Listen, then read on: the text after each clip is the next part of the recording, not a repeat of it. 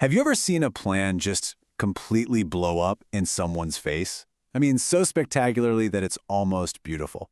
Well, today we're breaking down a story from social media that is a true masterclass in how not to handle a situation. This is more than just a funny story, it's a serious cautionary tale. And this quote right here, this is where our story ends. Just let that sink in for a second. The guy who wrote this, Derek, is literally being pampered by the exact person he went to confront. So the big question is, how on earth did he get here? All right, to figure this out, we've got to go back. We need to rewind and look at the relationship drama that kicked off this whole chaotic chain of events in the first place. So here's the setup, and it's a classic. Our narrator, Derek, has moved on. He's got a new girlfriend, Kelly. But his ex, Joanna, is still in the picture. And according to Derek, she's not just in the picture, she's making their lives a living nightmare. You can just feel the tension starting to build, right? So Derek finally hits his breaking point.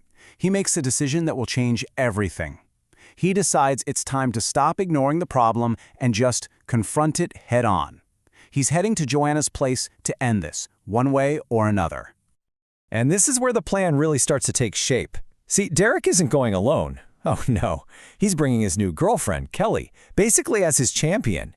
And from the sound of it, Kelly is all in. She's not just talking tough, she is promising complete and total domination.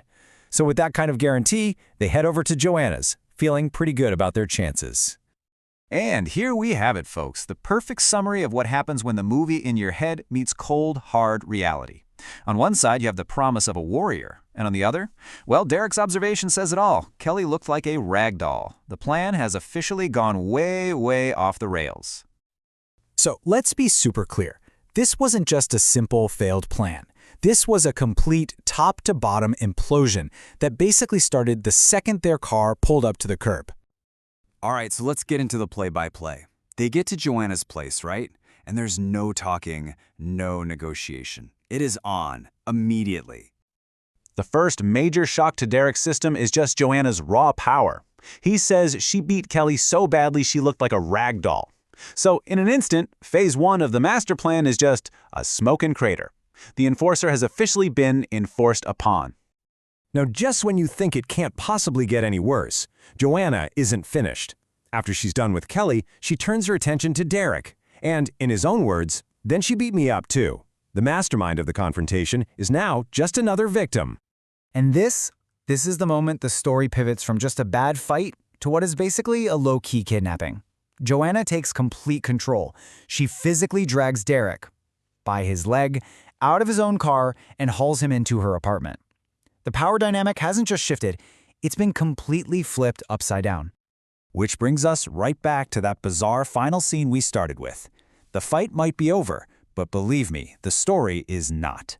What happens inside that apartment is the real kicker. Let's just pause and appreciate this character journey for a second.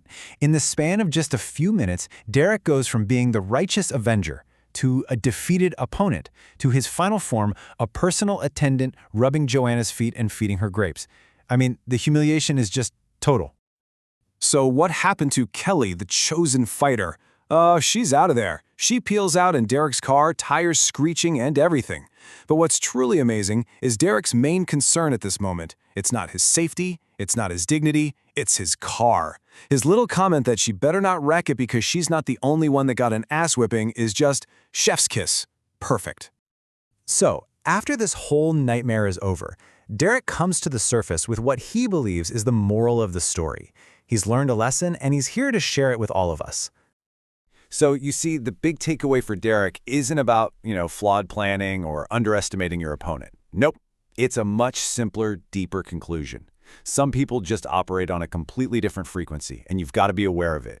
It's his public service announcement, born from a truly, truly humbling experience. And that's his last word on the subject. A personal disaster that he's turned into a public service announcement, complete with emojis that honestly say more than words ever could. It's a hilarious, humbling reminder to maybe think twice before you pick a fight. And it leaves all of us with one really important question to ask ourselves. Who are you getting involved with?